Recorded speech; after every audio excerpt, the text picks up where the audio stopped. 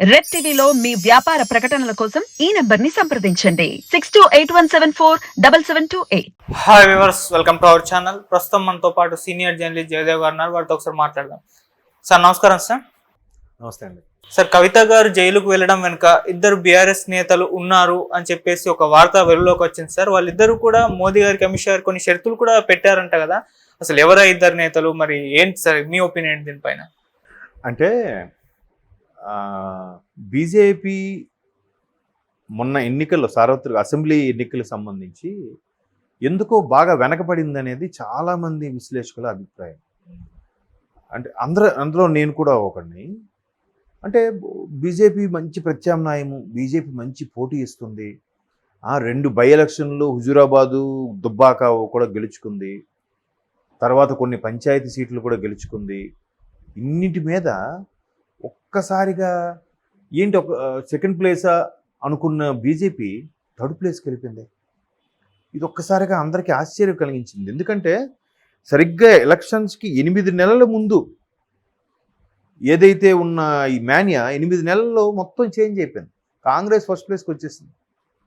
కేటీఆర్ గారు ఇచ్చిన చాలా ఛానల్స్కి ఇంటర్వ్యూ ఇచ్చిన కూడా ఈసారి మేము గవర్నమెంట్ ఫామ్ చేయడం ఖాయం, సెకండ్ థర్డ్ ప్లేసులకే కాంగ్రెస్ బీజేపీ పోటీ పడుతున్నాయి అనేది ఆయన 1-10 సార్లు చెప్పాడు.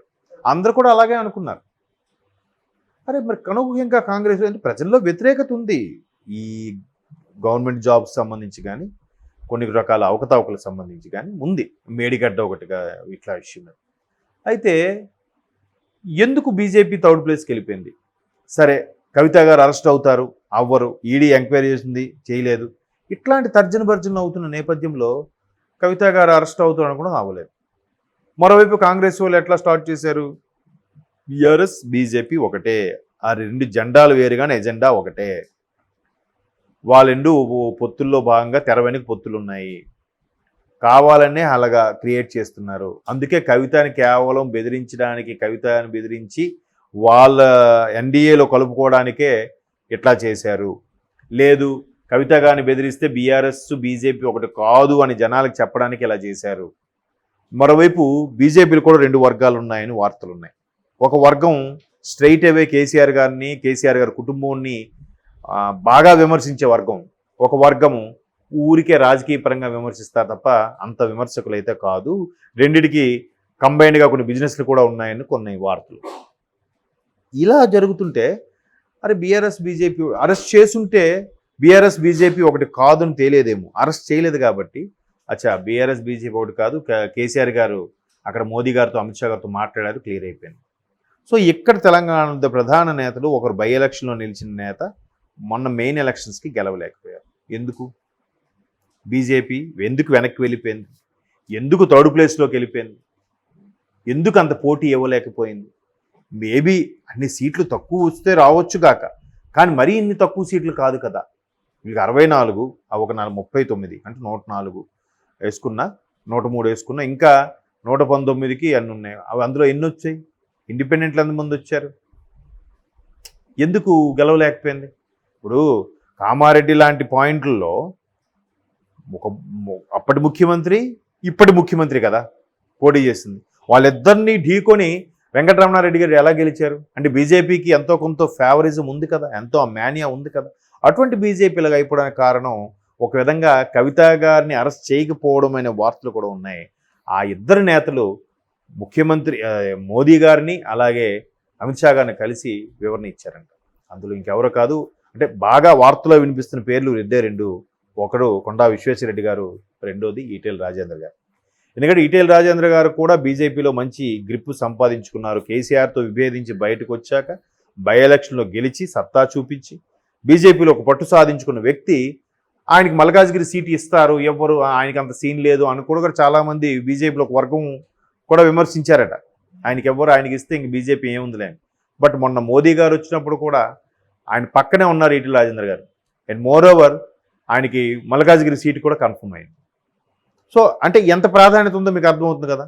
సో అమిత్ షా గారిని, మోదీ గారిని, విశ్వేశ్వరరెడ్డి గారు అలాగే రాజేంద్ర గారు, వీళ్ళిద్దరూ మీరు కవిత గారిని అరెస్ట్ చేయకపోవడం వల్ల ఎందుకో అంత బాగా మనం బీఆర్ఎస్ యొక్క విఫలాలని మనం క్యాష్ చేసుకోలేకపోయాం, మైలేజ్ తెచ్చుకోలేకపోయాం. ఆవిడని అరెస్ట్ చేస్తుంటే మనకు ఖచ్చితంగా ఇంకొంచెం సీట్లు పెరుగుండేవి, అరెస్ట్ చేయకపోవడం వల్ల సీట్లు పెరగలేదనే అభిప్రాయాన్ని వెళ్ళవచ్చును. అది చాలామంది కూడా అవునన్నట్టు కూడా తల ఊపారంట. సో ఇప్పుడు ఇంకా లేదు, ఇది ఒక రాజకీయ కక్ష కాదు, ఎందుకంటే అక్కడ ఉప ముఖ్యమంత్రిని అరెస్ట్ చేశారు ఢిల్లీలో.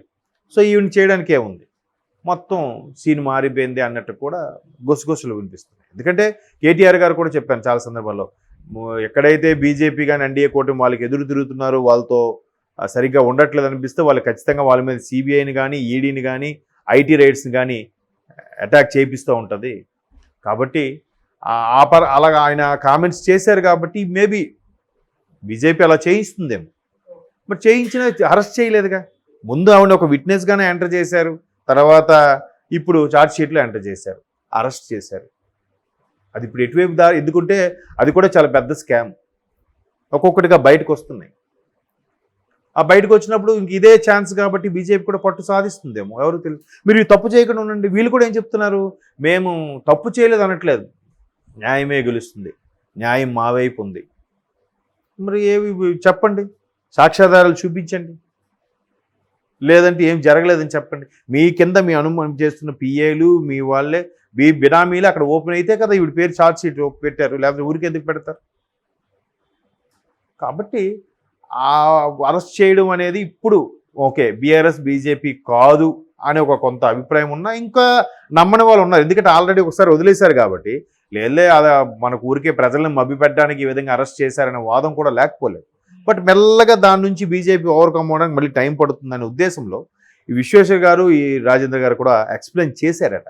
ఆ ఎక్స్ప్లెయినేషన్లో భాగంగానే మోదీ మేబీ బీజేపీ అధిష్టానం కన్విన్స్ అయినట్టుంది. ఆల్రెడీ ఈయనకి మల్కాజ్గిరి సీట్ కూడా కన్ఫర్మ్ అయింది. సో ఆ యాంగిల్ చూస్తే ఆ ఇద్దరు నేతలు అయితే వాళ్ళు, ఈవెన్ కవిత గారి విషయంలో కూడా ఈడీ ప్రశ్నల వర్షం కురిపిస్తుందంట. ఎన్ని స్కామ్ జరిగింది, అసలు మీకు ఎంత ముట్టింది, అసలు తెలంగాణలో మీకు ఇక్కడ లెక్కర్ స్కామ్ సంబంధం ఏంటి, కేజ్రీవాల్ గారికి మీకు సంబంధం ఏంటి, కేజ్రీవాల్ గారు పిఏ కానీ ఆయన అనుచరుడితో మీ అనుచరుడికి ఉన్న లింక్స్ ఏంటి, మీకు ఇందులో ఎలా ప్రవేశం దొరికింది, మీరు ఫోన్లో ఏం సేకరించలేదు, ఏదో డైరీ రాశారా, డైరీ ఏమైంది, ఇన్ని ప్రశ్నలు వేస్తుంటే ఆవిడ ఎందుకో కన్నీటి పర్యంతం అవుతున్నారన్నట్టుగా కూడా వార్తలు వినిపిస్తున్నాయి. మరోవైపు కుటుంబ సభ్యులు కూడా ఆవిడకి అండగా ఉండడం కోసం అక్కడికి వెళ్ళారు.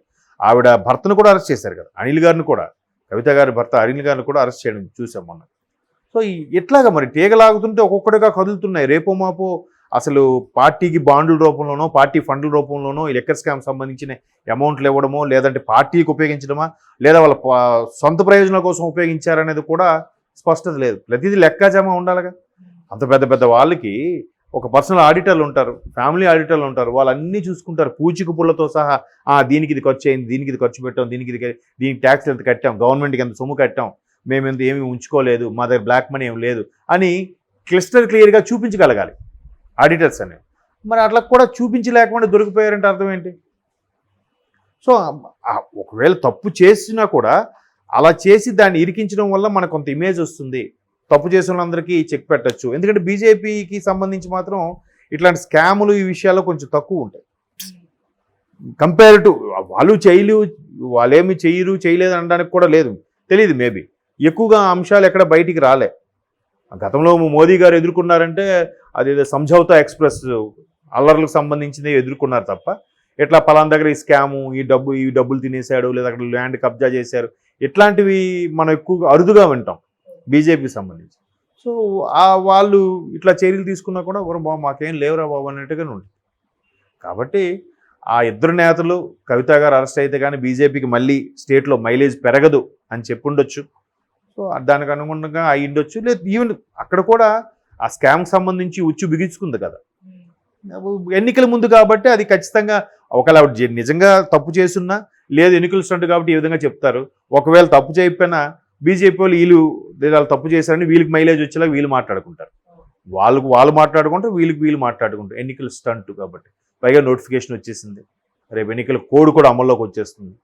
చూద్దాం. బీజేపీ కూడా కవిత గారు అరెస్ట్ తర్వాత ఇద్దరు నేతలు బీజేపీకి కొంత ఓటు బ్యాంక్ పెరుగుతుంది అనే ఆలోచనలు ఉన్నారు కాబట్టి ఒక 2 నెలలు ఆగితే మొత్తం కౌంటింగ్ అయ్యాక తెలుస్తుంది, క్లారిటీ వస్తుంది. Okay sir, thank you so much sir.